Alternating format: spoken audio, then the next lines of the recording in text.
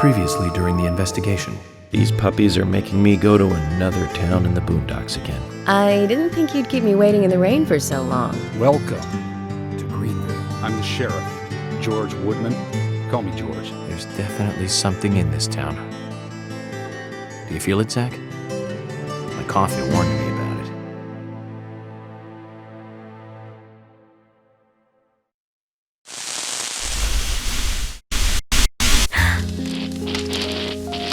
It's broken. I've been using that one for a long time. Why don't you get it repaired? This TV is important to you, right? It's got some memories attached to it, sure. I used to watch movies on this thing with your grandma all the time. Grandma liked movies? Of course she did. Everyone loves movies, right? I love movies too. I've never been to a movie theater though.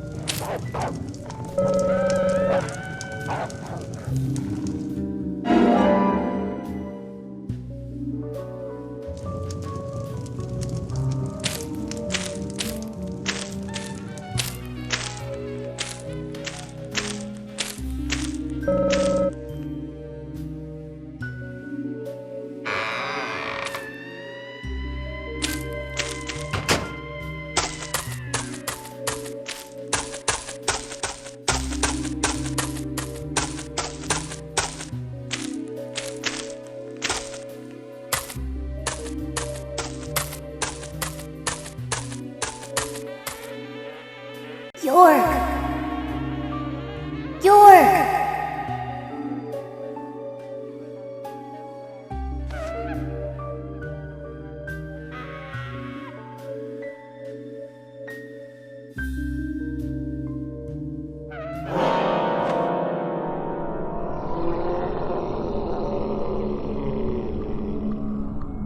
Don't breathe. Hold your breath. They can't see you if you hold your breath. Hurry! Like this! Cover your mouth!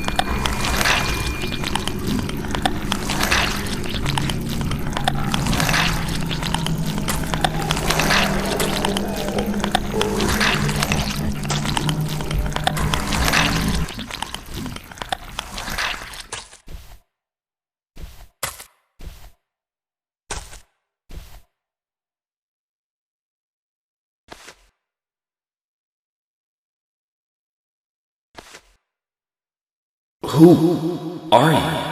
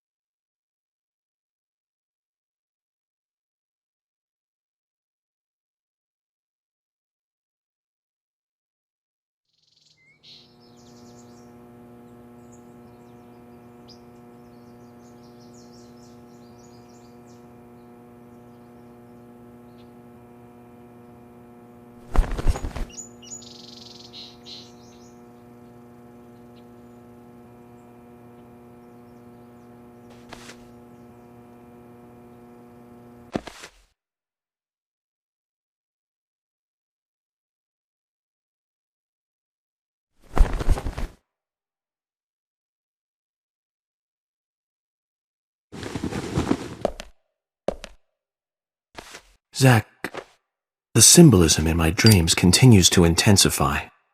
A forest of red trees, a carpet with red leaves, a strange doll, and twin angels. But that child is what bothers me the most. I swear I've seen him before. I just can't remember where.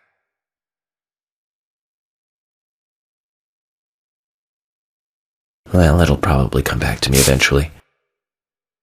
For now, we need coffee.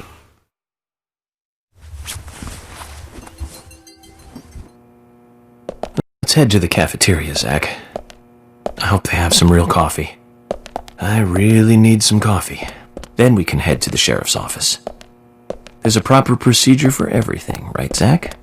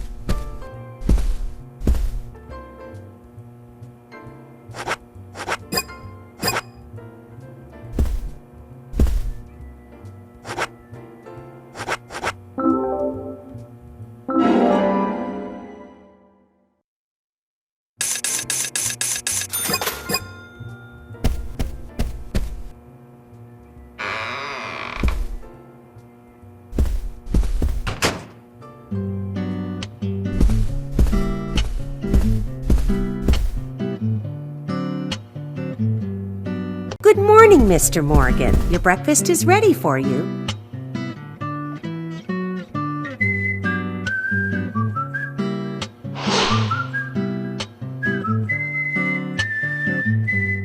Thank you, Mrs. Polly Oxford. Just Polly is fine. Well then. Thank you, Polly. I'm starving.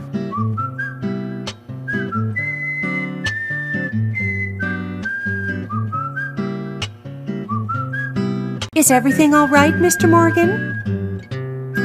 Yes, it's delicious, Polly. My compliments to the chef. I'm hoping my cooking will bring back repeat guests. Honestly, though, it's been a while since anyone has stayed here. I couldn't help but notice. Aside from you and me, there seems to be no other guests or workers around. What's that? The salt's in that white shaker there. Thank you. I was wondering if there were any other guests or workers here. Oh, no one else. My husband and I used to run this place, but he's in heaven now. You've been working here alone since then. Must be hard by yourself. Oh my, we're all out of pepper. I'm very sorry. It must be difficult to run a hotel by yourself. Well, yes, I suppose. I could just live on my pension. But I have to admit, running a hotel is kind of like a hobby of mine. That's nice. Polly, it might help to hear you better if you could sit a little closer. Oh my, Mr. Morgan, you're embarrassing me. So early in the day, too. I think I'm a little too old for you. And I still love my departed husband. May God rest his soul. I appreciate the invitation, but I'm fine over here. Polly, I can hardly hear you from all the way over there. You're exaggerating. This is fine. It won't do to be all clumped together with such a large table and cafeteria. We have to make use of all this space. Now tell me, that wound on your face, what happened? Let's just say I had some trouble during the last case I was working on. I'm sure it'll heal. It's just a flesh wound. Oh my, well, there's no need to be the tough guy here. I want you to be able to relax here. I've prepared a special room for you. A famous rock star once stayed in the same room, you know. Really? I feel honored. If you need anything at all, just let me know. I'll help you out in any way I can. Zach, the lady is offering to help. Do you want to ask her about the town? Say, Polly, what can you tell me about this town? Well, let me see. You might know this already, but the town is called Greenvale. It rains here quite often, but it's a nice place, surrounded with nature. It was a big and prospering lumber town until not so long ago. We used to have a population of over 6,000 people. Less than a tenth of them left now. This hotel was built back then. We saw plenty of guests in those days. That's why this place is so big for such a small community. I have so many fond memories from back then. I suppose the clock on the community center is quite famous too. The clock? Oh yes, it's lovely. It rings in the morning and at night to let the whole town know the time. You'll hear it many times during your stay. It's a beautiful sound. And you'll love it too, I think. I look forward to hearing it then. Anything else you'd like to know about? Yes, actually, Polly. Could you tell me about the shops around here? Shops? Well, there aren't many. It is a small town, after all. You can do most of your shopping at the Milk Barn convenience store. The couple who run it are a unique pair. I'm sure you'll get to like them. The A&G Diner is a great place to eat. They might be open even if my kitchen is closed. If you want to go to a bar, there are two. The Galaxy of Terror and the Sweary 65. I don't care much for either of them. Bars are for the younger folk. We also have a gas stand, of course, the art gallery, and even a gunsmith. You should be able to find what you need. Thank you, Polly. Well, Mr. Morgan, I'd better start cleaning up. You just take it easy. I'll bring your coffee out in a moment. Thank you, Polly. I have to warn you, though, I am very particular about my coffee. The very best you have, please. I understand. I'll be right back with it.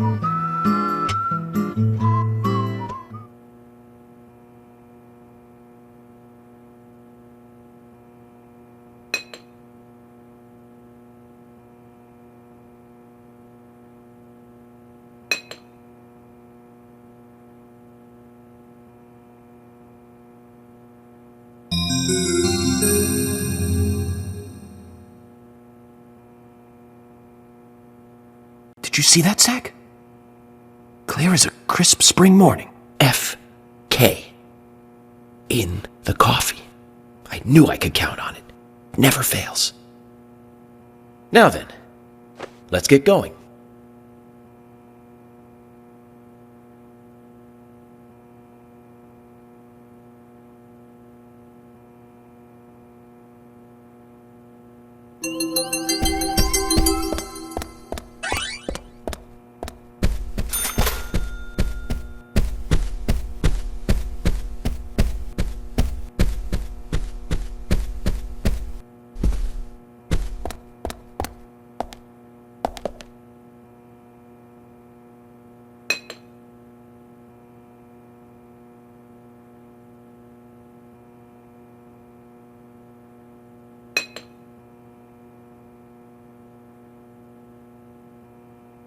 There's always trouble heading my way in this job. But I'm always up for a little excitement, too.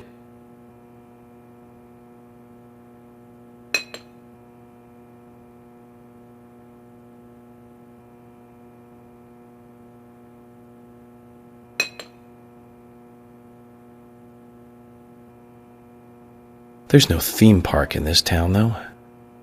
All that good luck is just slipping away. But I think I'll have a thrilling enough time right here anyway.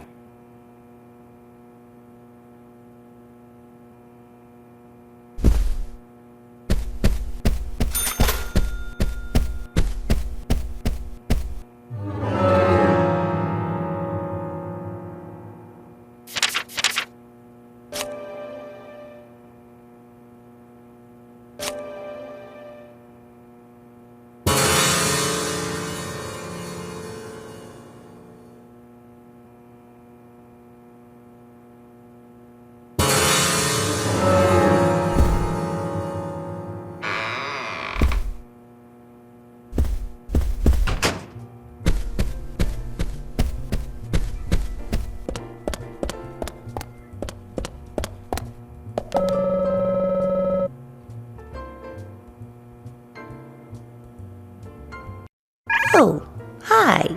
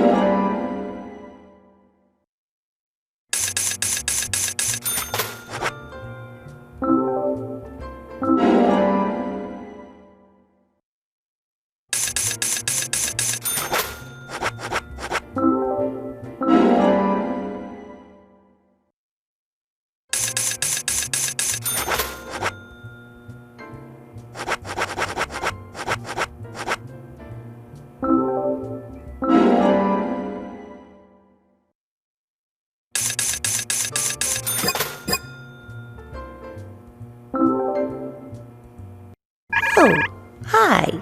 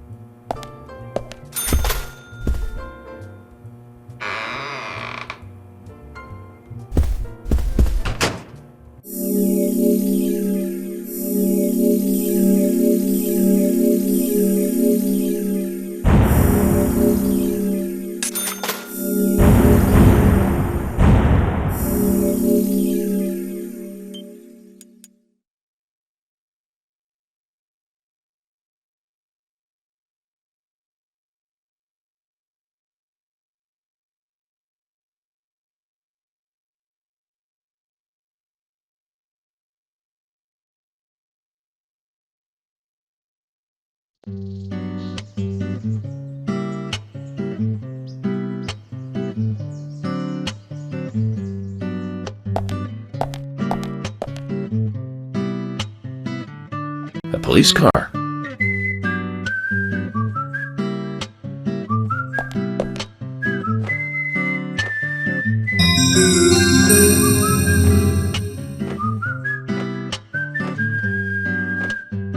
So we have King George to thank for preparing a car for me.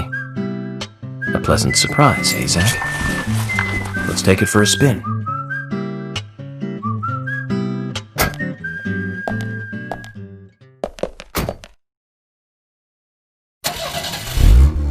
I have to tell you, Zach, this place simply amazes me.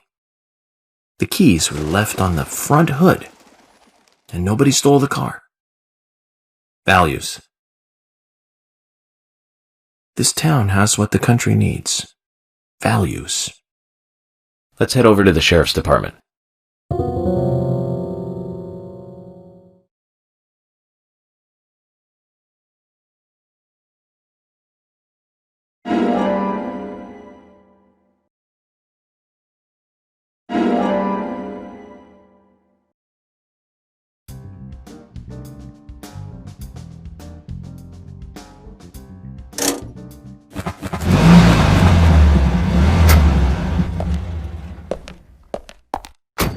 Zach, is there something here that you want to check out? We're supposed to go through Anna Graham's file at the sheriff's office, but if you want to act on a hunch, then I'm with you.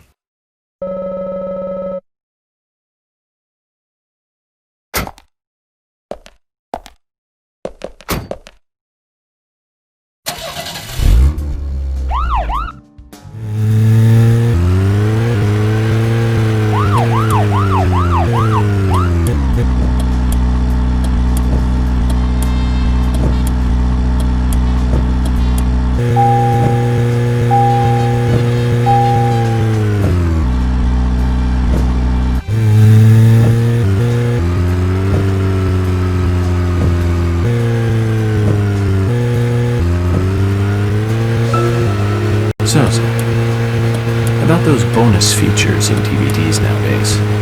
You know, the ones from the 80s have almost no bonus material. Even if they do, it's a trailer and the visual quality is pretty bad. Well, that visual quality is a good reminder of those days. So many new audio and visual appliances were coming out back then. Do you remember the first video deck we bought? We bought it to record one of the Star Wars movies on TV. And remember when that video store opened, we spent hours there, just trying to find a good movie to rent. There weren't that many to choose from back then.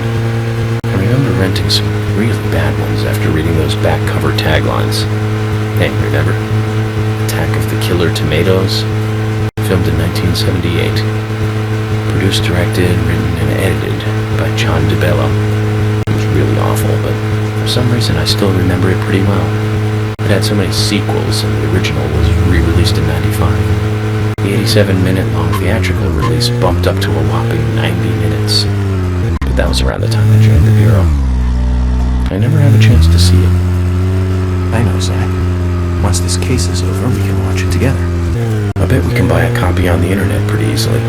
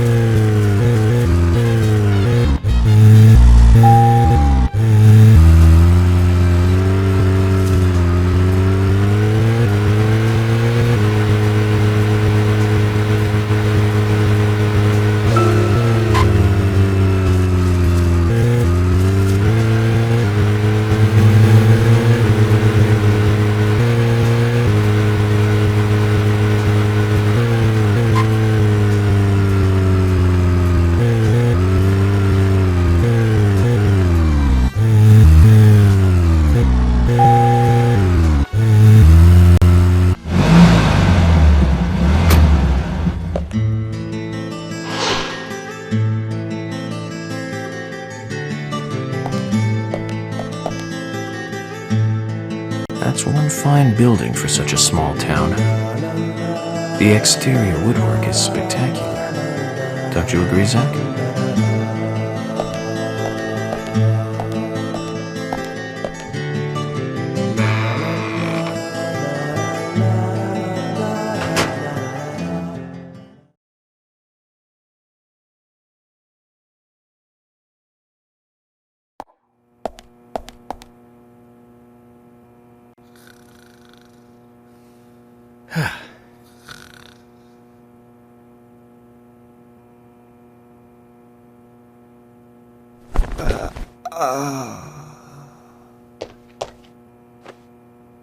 Pleasure to meet you, Agent Morgan. We've been expecting you. I'm Thomas McLean, the sheriff's assistant.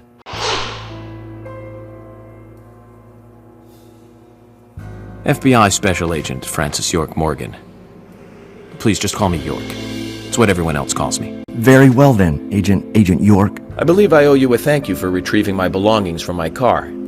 Thanks. Oh, no, just doing my job. I want to help do everything I can to help the investigation. I just can't believe Anna was murdered. She was such a bright and lovely girl. Did you know her well? Well, no, not really. But it's a very small town. I'm sorry. It's just that this is the first really big case I've ever seen. I understand. Just try to relax. Can I have a look at Anna's file now? Yes, of course. The sheriff told me to let you through to the meeting room, but I've lost the key to the cabinet where the files are. Why don't you take a look around while I go look for it? Okay, let me know when things are ready. Zach, Thomas appears to be the kind and sensitive type, totally at odds with the monarch. Almost a good setting for a cartoon.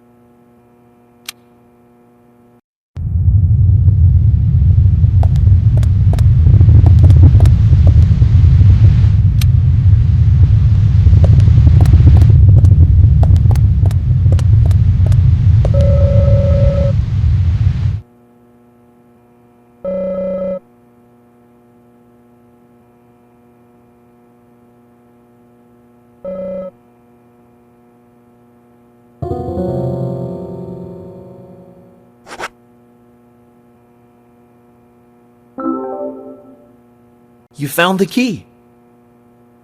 That's the right one?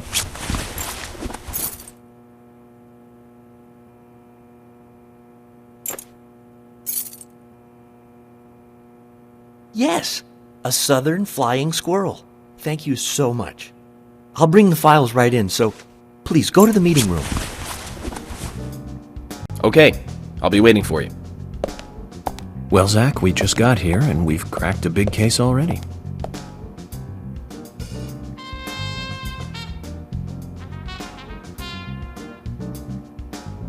The victim's name was Anna Graham.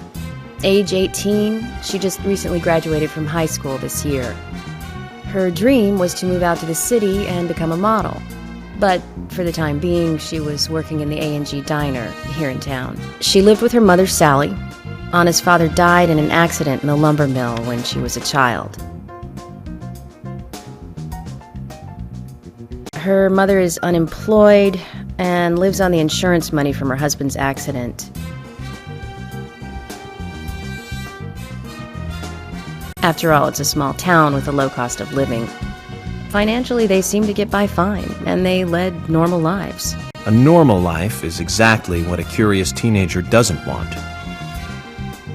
It's all starting to make sense, Zach.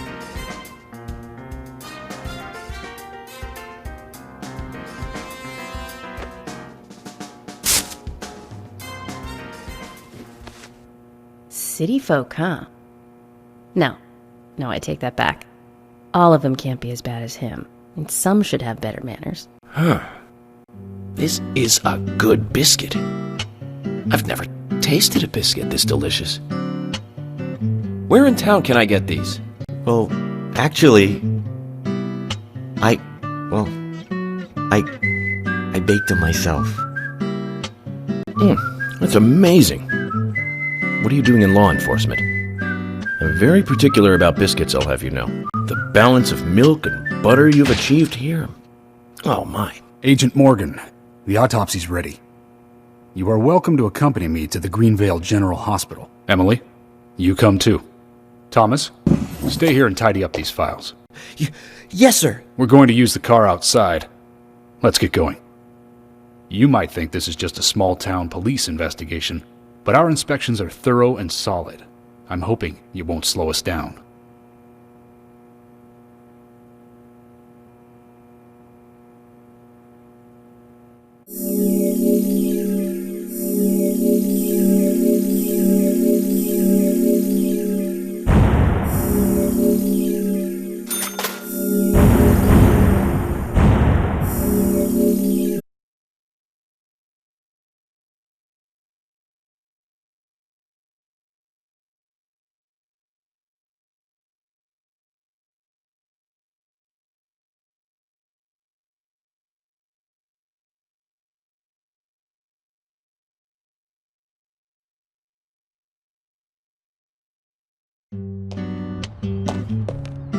The Greenvale General Hospital is down the road by the lake. It's too far to walk.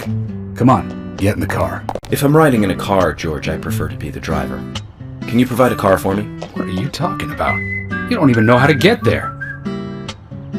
Which is another good reason for me to drive, George. I need to learn my way around town. Oh, man. Very well. Then I'll ride with you. I want to keep an eye on you. Fair enough.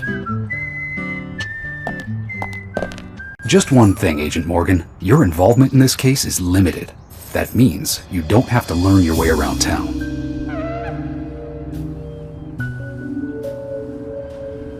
George, we'd better get moving. The hospital closes at 2100.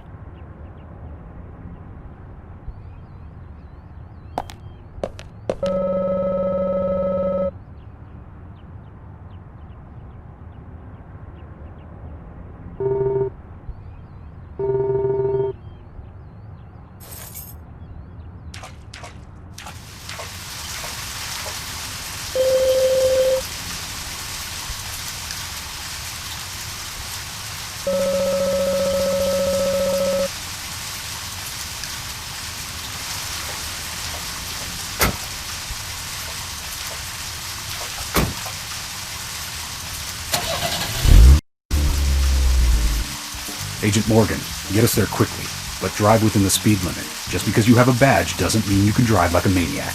George, what are you, his mother? We just need to get the autopsy results. Agent York isn't accustomed to the town yet. Give him a little slack.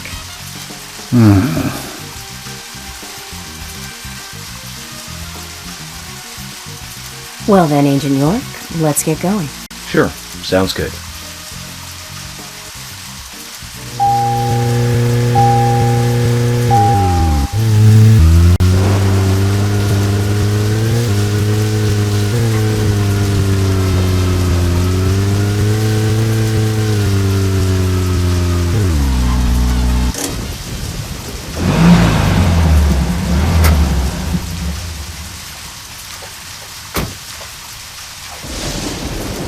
If you're wandering off, then we'll go on ahead.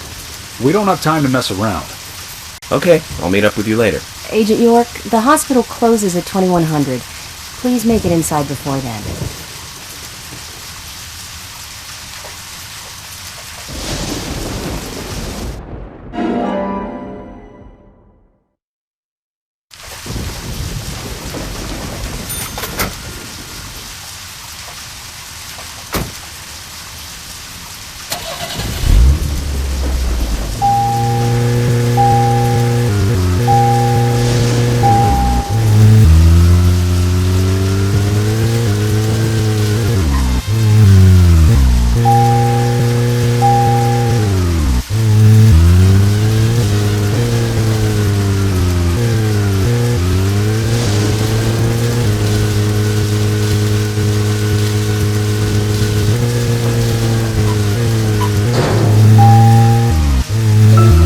Speaking of 80s movies, one jewel in the rough springs to mind. Deadly Spawn. Do you remember that one, Zach? Back in '83, directed by Douglas Mc...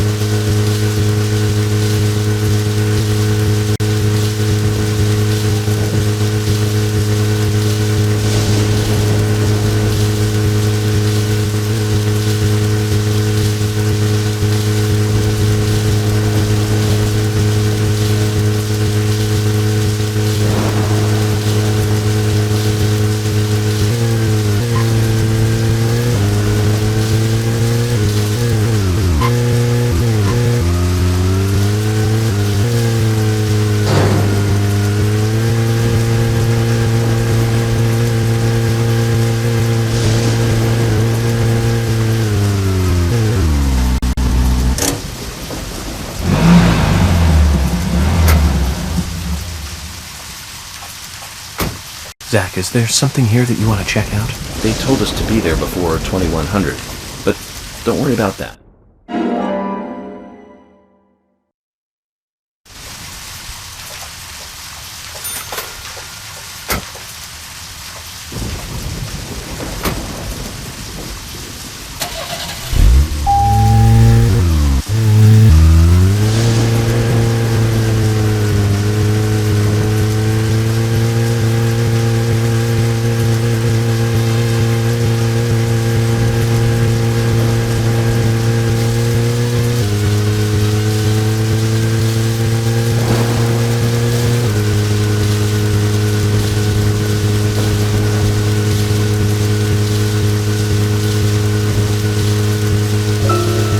Tremors.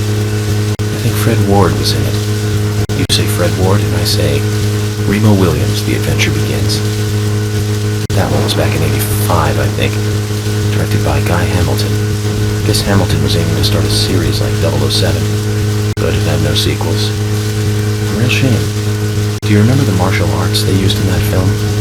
Called Senanjin? The ultimate in martial arts, using no weapons at all. Remo's master Chun ran across water, remember? And he loved soap operas. Man, that was a good character. He was played by Joel Grey, the best supporting actor in Cabaret. Of course, in Remo, he had so much makeup on you couldn't tell.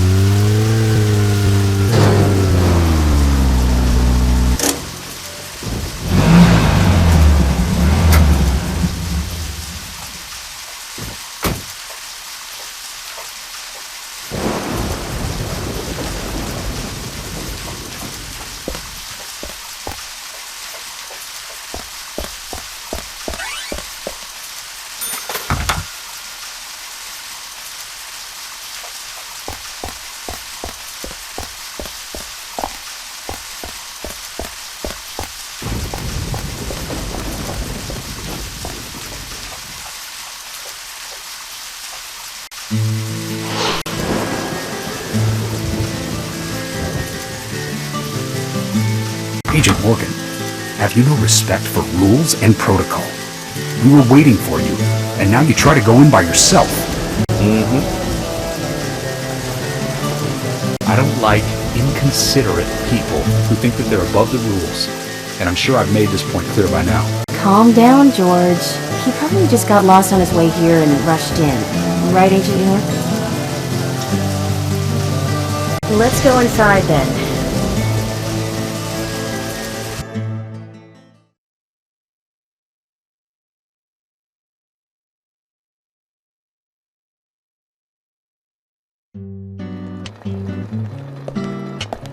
Hello, Sheriff.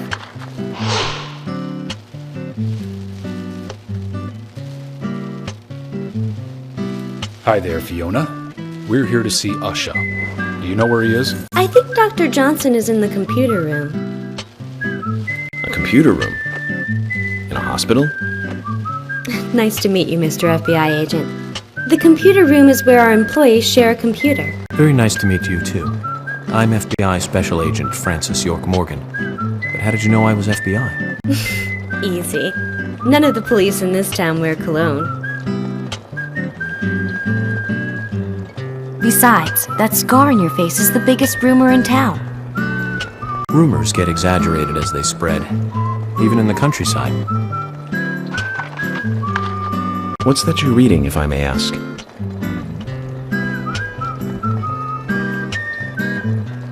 You haven't heard of this yet? It's a recent bestseller mystery. It's set in the U.S., a small traditional North American town close to the Canadian border. A peaceful, traditional place. However, that peaceful town is shattered by a terrible crime. The murder of a local girl. And that incident causes grief and sadness to everyone in town. But everyone feels the seditious, heinous evil still lurking, alive. Yes, much like the situation right now here in Greenvale. Fiona, don't say that. Sorry, I shouldn't have said that. With Anna dead and all. Don't worry. Books are written to entertain, and it's good you're enjoying it. What we're faced with here is a terrible crime committed in a real world. Much different from that of a novel. So there's no need to apologize. Thank you, Agent York.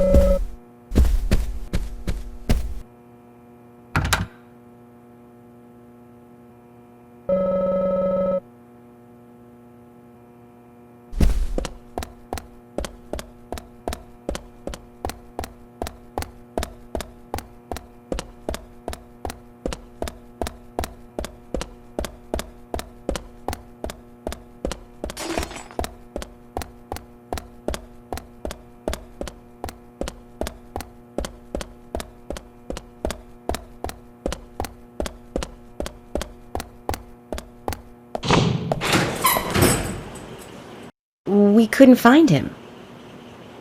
Fiona needs to check her information. No, I don't think so. Does the doctor like playing games by any chance? What do you mean? There's a message on the computer, and a card key already set in place. The king passes the rook and meets the bishop. The knight takes a pawn along for the queen. What does that all mean? It's a simple puzzle. Zach, let's take him up on his challenge. You can do this, right?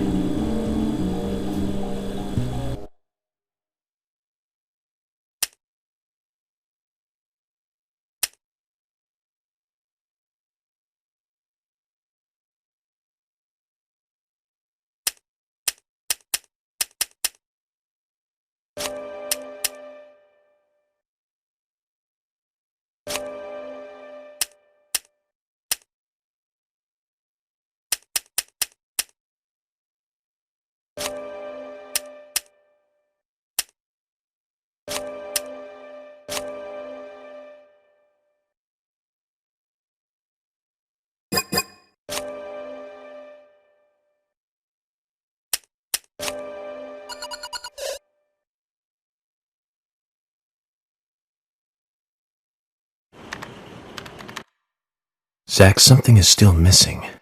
We need more clues.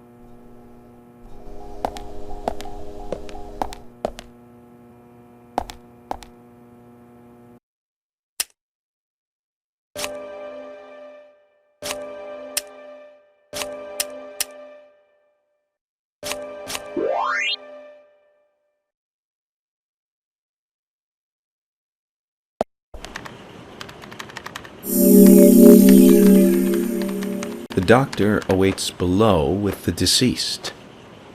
Another code? But there's nowhere to insert a password. More games. I'm going to get Fiona to call Usha up here right now. No need, George. The message appeared with the card key. It's telling us where to use it. This is not the time to be joking around, Agent Morgan. Dr. Usha is below with the deceased. With Anna. Below being underground, I take it. Simple. Simple. Then it's time to meet the mischievous architect of this little game. Nah.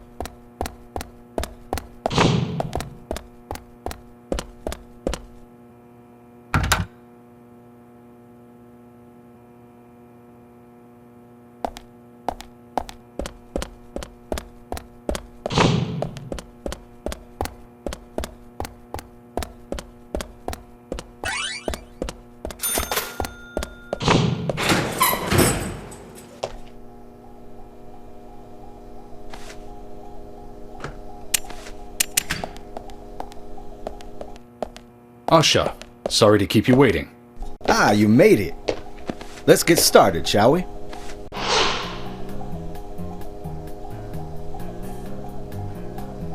This is Agent Morgan from the FBI. Nice to meet you.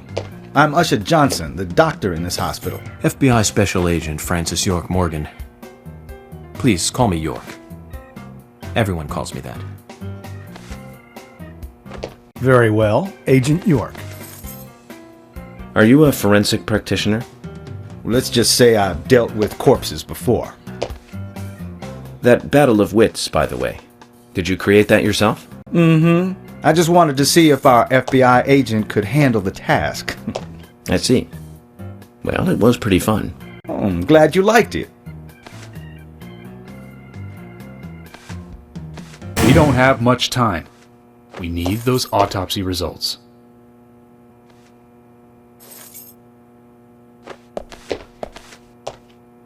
Next time, try challenging us without obstructing an investigation. You've angered the monarch.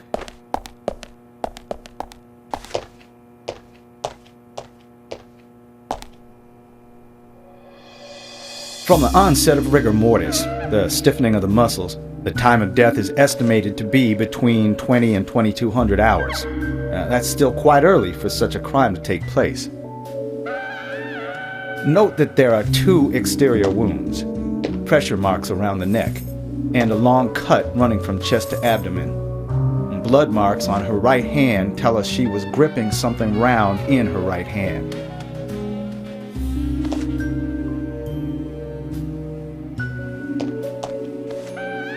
Her skull is also fractured, but that is unrelated to the cause of death.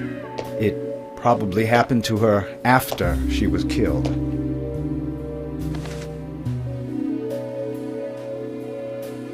Now, I first thought death by suffocation, due to the marks on her neck.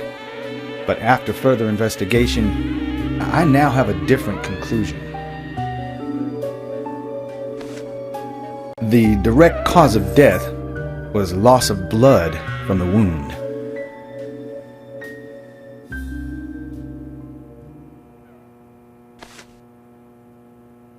Which means... She was cut up while she was still alive. Yes, a sharp knife was used. It was inserted beneath the sternum and then quickly sliced downwards. The excessive loss of blood from her internal organs is what actually killed her. Her nails are clean, and with no skin cells from the attacker.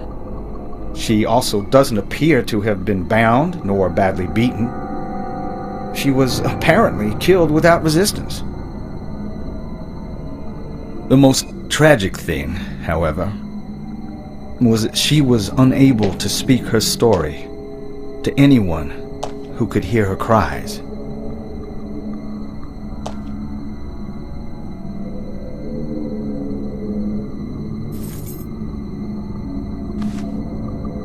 The perpetrator cut out Anna's tongue. Well, I believe she was drugged first to phase her consciousness, and then the killer killed her. Now, the killer most likely has a deep, traumatized past concerning women. He probably cannot converse with them normally. Cutting out the tongue suggests a very lonely individual. Either that or a truly hardcore sadist. He must get off on watching women suffer, especially when they can't answer back. Now, he watched as the blood pumped from her body, as she gradually grew cold. A case in Seattle in 1985 was much like... Usha, please, limit your report to your findings as a doctor. Criminal profiling is my job.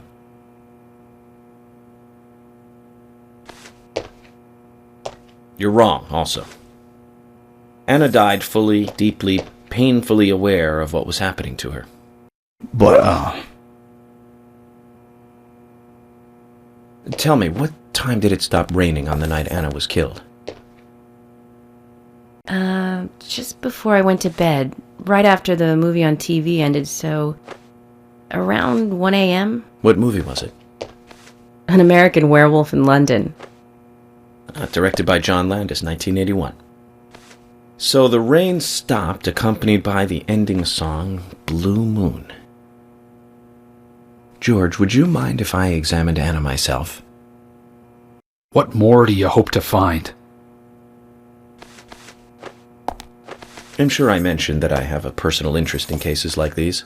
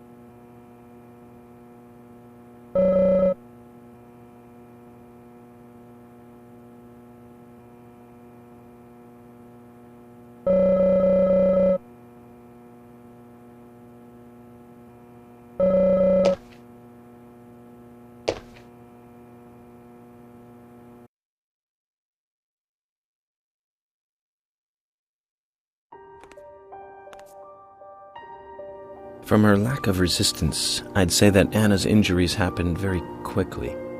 Unable to speak, she was then left to cry herself to death.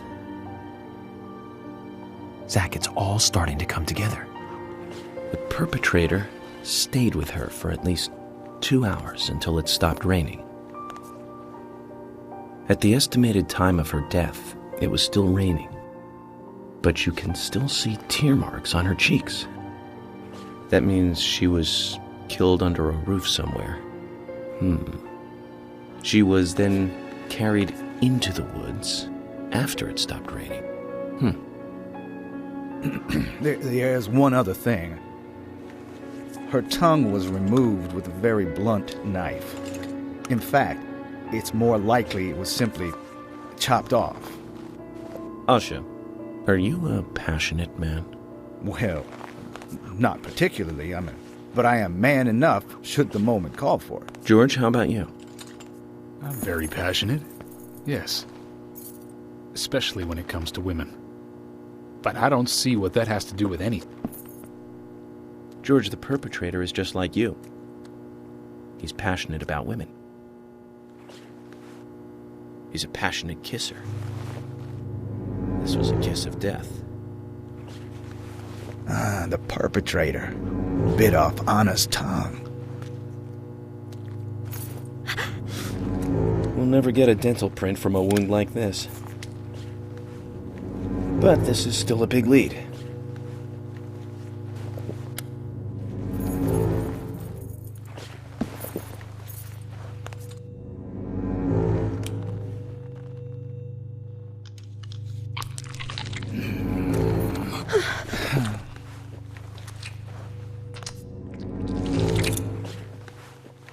Jackpot, Zach. A shame, but our old-time all-American sightseeing tour just came to an end. This case is now under the jurisdiction of the FBI. I'm assuming command. I'll need you to assist me in the investigation. What in the hell do you mean, Agent Morgan? I know I said I was passionate, but you can't think I did this.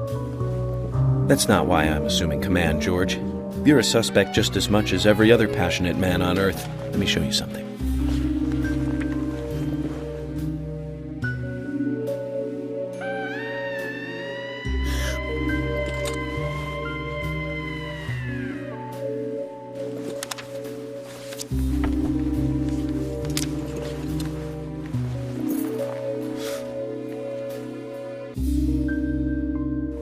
There you go.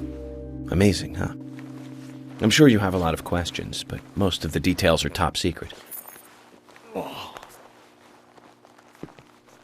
George, Emily, we should be going. No need to stay here any longer. Okay. I have to sign the release. Just give me a moment. Very well. I'll go on ahead. I can't take it any longer down here.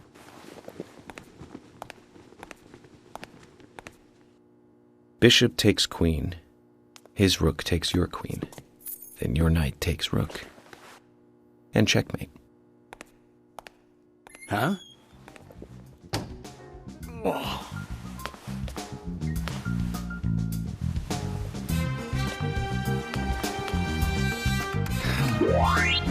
My first victory in the Grandmaster ranking.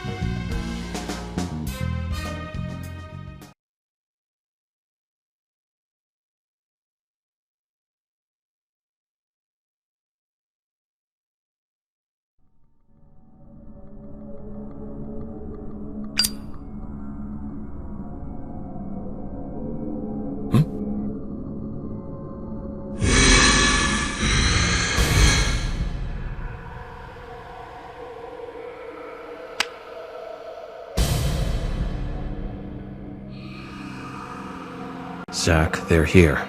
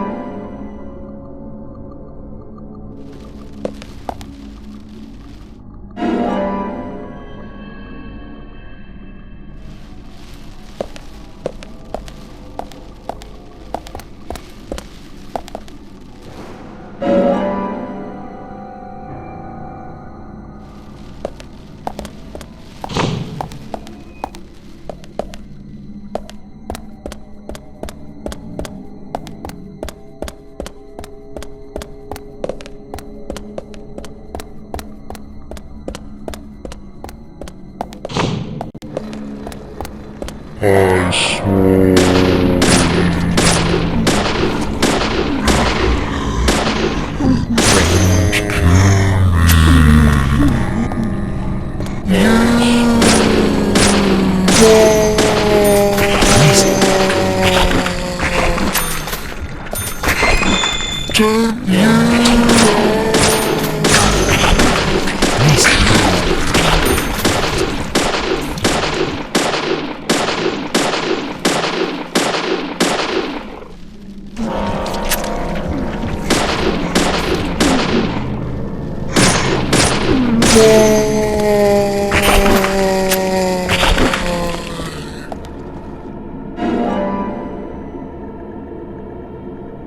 Don't want to die.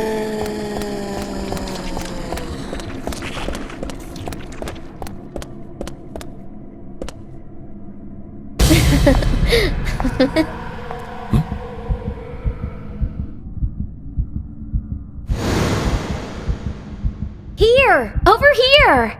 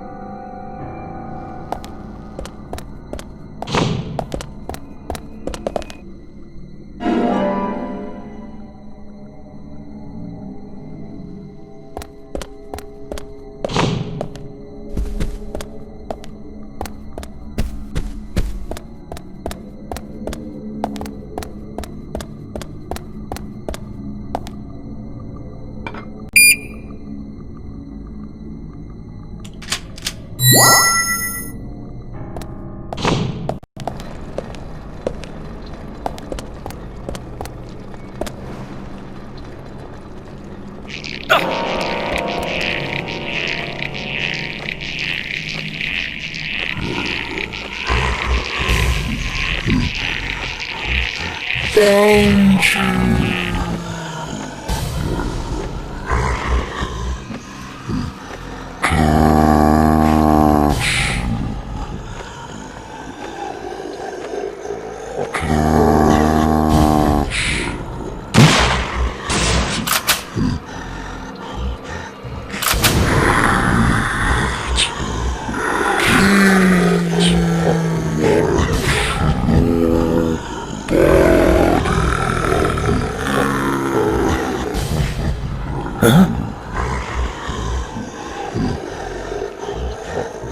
I swore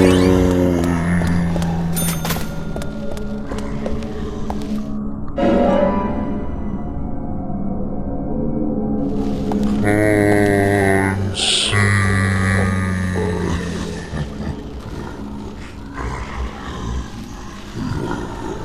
I amazing.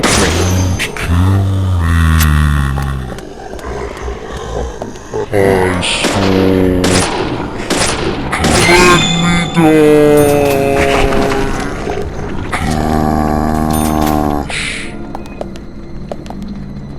I swore.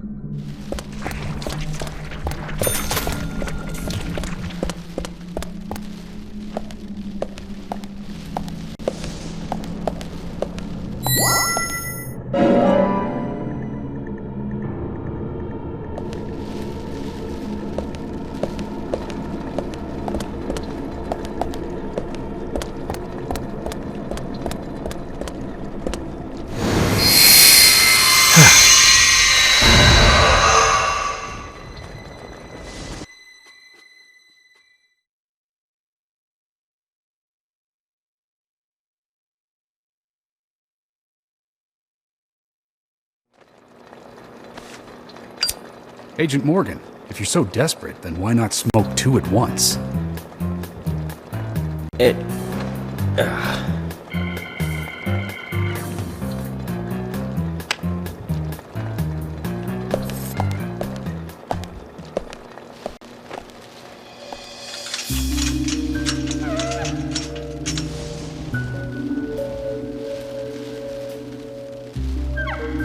Who's that old man?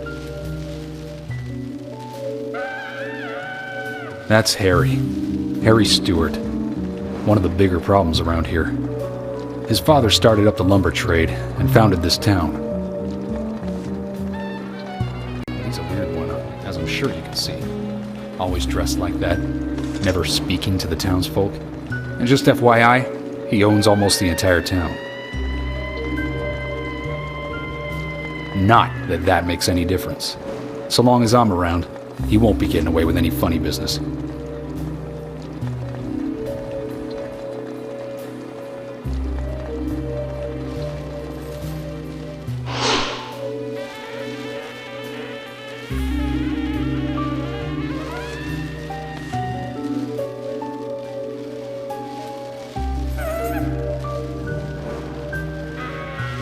Mr. Francis York Morgan, haste won't lead you to what you seek. Keep your eyes focused on your footing as we speak. So says Mr. Stewart.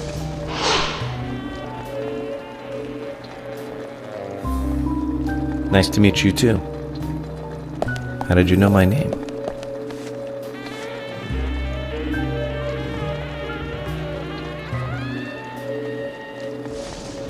Mr. Francis York Morgan, information desires you, just as you desire information too. So says Mr. Stewart. Harry, stop trying to get in our way. Keep this up, and even you'll have to answer to the law.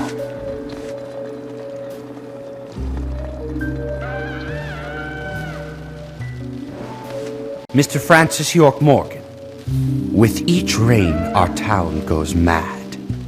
To our disdain, unpreventable. So sad. So says Mr. Stewart. Thanks for the warning. Then we shall depart, Mr. Francis York Morgan.